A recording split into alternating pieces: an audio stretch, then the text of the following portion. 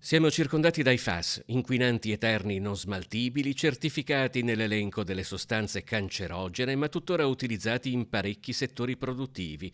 Da Mestre, la CGIL del Veneto punta in particolare il dito sulla politica, su quella inerzia istituzionale che impedisce di attivare la sorveglianza sanitaria nei luoghi di lavoro e definire norme stringenti a difesa dei consumatori, visto il numero elevato di prodotti che ancora li contengono. Abbiamo provato a tracciare un percorso di interventi che parta da noi a quello che possiamo fare con l'informazione e la formazione ai nostri delegati, ai lavoratori, alle lavoratrici per far crescere la consapevolezza, ma anche ciò che potremo fare come agenti proattivi verso le rappresentanze datoriali che devono investire in innovazione e ricerca per superare l'utilizzo nei processi produttivi di queste sostanze. Il Veneto è un record. Il Vicentino è l'area inquinata da PFAS più vasta d'Europa, 180 km quadrati con 350.000 abitanti.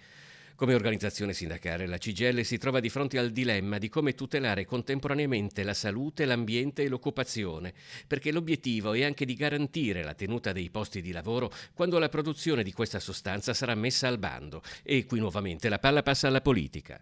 E deve fare delle scelte precise di politica industriale perché queste sostanze vengano messe al bando. In altre parti d'Europa questo sta avvenendo e se non agiremo con strategie precise a breve termine rischiamo anche che nel nostro paese si aprano situazioni di crisi occupazionali e produttive che poi ricadranno sui lavoratori e le lavoratrici che noi vogliamo rappresentare.